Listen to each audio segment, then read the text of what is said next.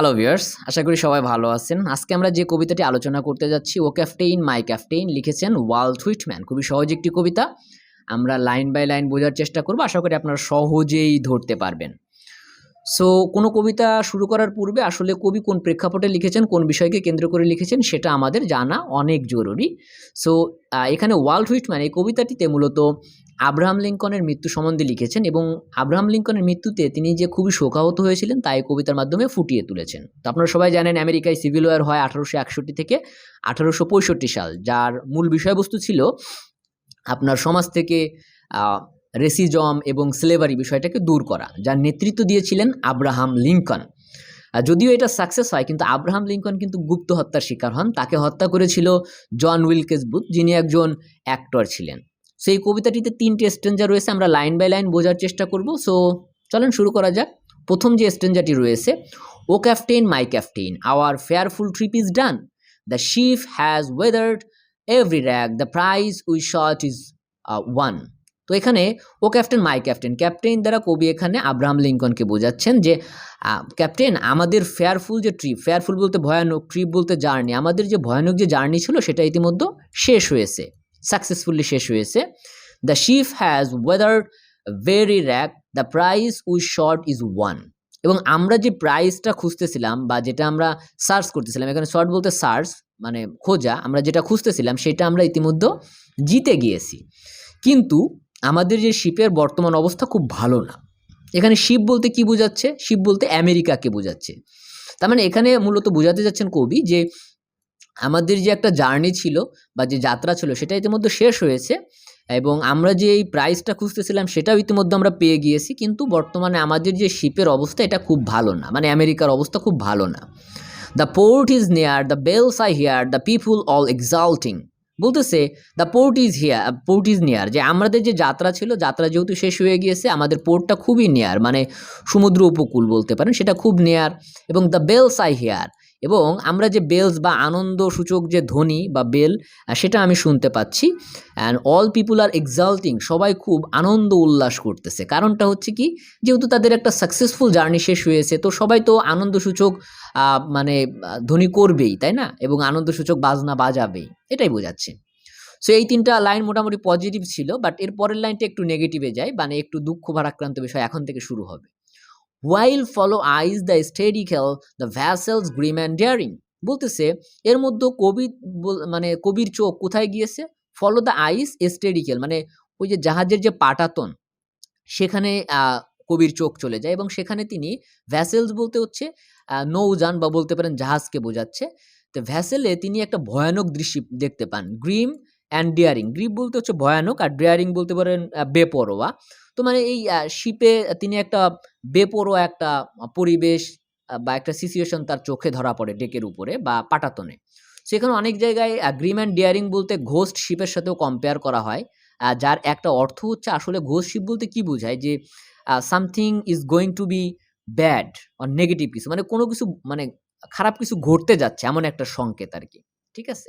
তো সেটা কি এরপরেই কবি বলতেছেন, but O heart heart heart, দেখেন এখানে 3 বার হার্ট প্রকাশ করেছে এবং আশ্চর্যসূচক চিহ্নটা রয়েছে। তার মানে এটা দ্বারা তিনি দুঃখ প্রকাশ করতেছেন, মানে খুবই বেদনা পেয়েছেন বা এই বিষয়টা বা দৃশ্যটা দেখে। সেটা কি? One the bleeding drop of Raid, তিনি এখানে যে রক্তপাত দেখতে পাচ্ছেন, রক্তের যে ড্রপ সেটা মানে ব্লিডিং হচ্ছে, রক্তপাত হচ্ছে, সেটা তিনি দেখতে পেলেন। Where on the deck my captain lies fallen cold and dead, যেখানে তিনি দেখতে পেলেন যে তার ক্যাপ্টেন ডেকের উপরে পাটাতনে শুয়ে আছে, কি অবস্থায়? মৃত এবং ঠান্ডা এবং মৃত অবস্থায় শুয়ে আছে। ওকে, এই দৃশ্যটা তিনি দেখতে পেলেন। এখানে ডেক বলতে মূলত জাহাজের পাটাতনকে এইখানে কবিতায় বোঝাচ্ছে, বাট সিম্বলিক্যালি পুরো আমেরিকার ভূখণ্ডকে বোঝাচ্ছে আর কি। সো তার মানে আমরা এইখানে যে প্রথম স্ট্যাঞ্জাটা যে ইনফরমেশনটা পেলাম, যে কবি বোঝাতে চাচ্ছেন, তার ক্যাপ্টেনকে বলতেছেন যে আমাদের জার্নি শেষ হয়েছে, আমরা কূলে চলে এসেছি, আমরা যে প্রাইজটা খুঁজতেছিলাম সেটাও মোটামুটি আমরা জয়লাভ করেছি এবং আনন্দসূচক ধ্বনি হচ্ছে, সবাই অপেক্ষা করতেছে তাদের জন্য। কিন্তু এর মধ্যেও কবির চোখটা আটকে গেল জাহাজের পাটাতনে, সেখানে তিনি একটা ভয়ঙ্কর দৃশ্য দেখতে পেলেন, যে এবং তিনি তারপর দুঃখ প্রকাশ করে বললেন সেখানে ব্লিডিং হচ্ছে তার যে ক্যাপ্টেন রয়েছে, এবং সেটা দেখে মানে কি অবস্থায় পড়ে রয়েছে ক্যাপ্টেনটি, সেটা হচ্ছে মৃত এবং ঠান্ডা অবস্থায় ডেকের উপরে শুয়ে আছে। ওকে, সো আশা করি সহজে সবাই বুঝতে পেরেছেন। তো আমরা পরের স্ট্যান্জাটা দেখি কি আছে। O captain, my captain, rise up and hear the bells. তার মানে ক্যাপ্টেনকে বলতেছে যে তুমি জেগে ওঠো এবং যে বেল আনন্দসূচক যে ধ্বনি করা হচ্ছে সেটা শুনো, হেয়ার করো। রাইজ আপ, জেগে ওঠো। For you the flag is flagging, for you the bugle trills. এখানে বলতেছে তোমার জন্যই তো ফ্ল্যাগ ইজ ফ্ল্যাগিং করা হয়েছে, মানে বলতে পারেন যে এই যে পতাকা ওড়ানো, তোমার জন্যই তো পতাকা ওড়ানো হয়েছে, কারণ এই যে যুদ্ধে জয় করলে পতাকা ওড়ানো হয় না, সেটা বোঝাচ্ছে। অ্যান্ড ফর ইউ দ্য বাগল ট্রিল, বাগল ট্রিল বলতে এখানে বোঝাচ্ছে যে মানে পদতলিত যে ধ্বনি, যে অনেক মানুষ এক জায়গায় হয়ে গেলে, যেমন আপনারা কনসার্টে যান বা কোনো আন্দোলনে মুভমেন্টে যান, তখন এই যে পদদলিত পায়ের যে ধ্বনি সেটা বোঝাচ্ছে অনেক মানুষ এক জায়গায় হয়ে গেলে। তার মানে এই যে মানুষ যে সবাই তাকে অ্যাকসেপ্ট করার জন্য এসেছিল ক্যাপ্টেনকে, সেটা বোঝাচ্ছেন যে পতাকা তোমার জন্য ওড়ানো হয়েছে, মানুষের পদধ্বনি তৈরি হয়েছে তোমার জন্য, তো তুমি জেগে ওঠো। For you bouquet and ribbon wreath, for you the shores R crowding, মানে তোমার জন্য ওই মানুষ বাকেট বলতে ফুলের তোড়া নিয়ে দাঁড়িয়ে আছে বা ফুলের তোড়া নিয়ে অপেক্ষা করতেছে। রিবন রথ বা এই যে মানে পুষ্পস্তবক যে অর্পণ করা, বা বলতে পারেন যে রিবন কাটা, ওই যে আমরা যখন কোনো প্রোগ্রামে অতিথি রিবন কাটে, তাই না, মানে ফিতা কাটে প্রোগ্রামটা উদ্বোধন করার জন্য। তার মানে বলতেছে তুমি জেগে ওঠো, তোমার জন্য মানুষ ফুল নিয়ে ওয়েট করতেছে, তুমি রিবন কাটবা বা মানুষের ফুল অ্যাকসেপ্ট করবা, এটা বোঝাচ্ছে। For you the shores R crowding, তোমার জন্য এই যে সমুদ্র উপকূল সেটা ক্রাউডিং হয়ে গিয়েছে বা জনকোলাহল পূর্ণ হয়ে গিয়েছে। ওকে, ফর ইউ দে কল, তোমার জন্য তোমাকে সবাই তারা ডাকতেছে। হ্যাঁ, মানে মানে তোমাকে সবাই ডাকতেছে কাছে টেনে নেওয়ার জন্য। দ্য সোয়াগিং ম্যাচ, সোয়াগিং ম্যাচ বলতে হচ্ছে, সোয়াগিং মানে হচ্ছে দোলানো, আর ম্যাচ মানে হচ্ছে যে আপনারা তো জানেন গণ বা অনেক পিপুলকে আমরা ম্যাচ বলি, তাই না? সো বলতেছে যে দেখেন অনেক মানুষ যখন এক জায়গায় হয়ে যায় তখন একজনের সাথে একজন প্রায় লেগে যায়। তখন ওই যে একটা মানুষের সাথে মিশে গেলে যে মানে দোদুল্যমান দোলামতো অবস্থা, যেমন আমরা যদি কোনো কনসার্টে বা কোনো জনকোলাহলপূর্ণ জায়গায় যাই, দেখা যাবে যে আপনি না হাঁটলেও আপনাকে ঠেলে নিয়ে মানুষ চলে যাচ্ছে। এই সোয়াগিং হওয়া মানে দোদুল্যমান হওয়া, এরকম একটা বিষয়। মানে মানুষের ভিড় এত বেশি ছিল যে তারা দুলতেছে, এরকম একটা অবস্থা। বলতেছে তোমাকে সবাই ডাকতেছে এবং সোয়াগিং ম্যাস, যে মানুষ তোমাকে দেখার জন্য, তোমাকে অ্যাকসেপ্ট করার জন্য এরকম জনকোলাহলপূর্ণ হয়ে গিয়েছে। দে আর ইগর ফাস্ট টার্নিং, তাদের ফেস এদিক ওদিক সবকিছু খুঁজতেছে বা ঘুরতেছে। মানে মানে তারা সবাই ওই লিডারকে বা বলতে পারেন ক্যাপ্টেনকে সবাই খুঁজতেছে, যারা ক্রাউড করেছে আরকি। ওকে? তো এই ৪ টা লাইনে আমরা বুঝতে পারলাম যে কবিকে তিনি আহ্বান করতেছে, তিনি মানে তাকে যেন সে জেগে ওঠে, তার জন্য মানুষ ওয়েট করতেছে, পতাকা ওড়ানো হয়েছে, আ মানে বেল বাজানো হচ্ছে, তাই না? মানে সেই বিষয়টা, ফুল নিয়ে সবাই দাঁড়িয়ে আছে, সেই বিষয়টি এই কবিতাটিতে প্রকাশ করা হয়েছে। সো এরপরে বলতেছে, হেয়ার ক্যাপ্টেন ডিয়ার ফাদার, এখানে কিন্তু ফাদার বলে সম্বোধন করেছে। দেখেন অনেক সময় আমরা অতি ভক্তি বা সম্মান দেখানোর ক্ষেত্রে কিন্তু আমরা ফাদার শব্দটা ব্যবহার করি। যেমন আ আমরা বলি জাতির জনক, ফাদার অফ নেশন, এরকম আমরা ব্যবহার করি না? যে তার মানে এখানে বলতেছে হেয়ার ক্যাপ্টেন ডিয়ার ফাদার, যে captain dear father, this arm beneath your head, মানে আমার আর্মের উপরে, মানে বেনিথ ইউর হেড, মানে তোমার মাথাটা নিচু করে রাখো আমার আর্মের উপর। বিষয়টা হচ্ছে এরকমের যে যেহেতু তিনি পাটাতনে শুয়ে আছেন মৃত্যু অবস্থায়, ঠান্ডা অবস্থায়, বলতেছে তোমার মাথাটা আমার আর্মের উপরে রাখো। Uh it is some dream that on the deck, হ্যাঁ?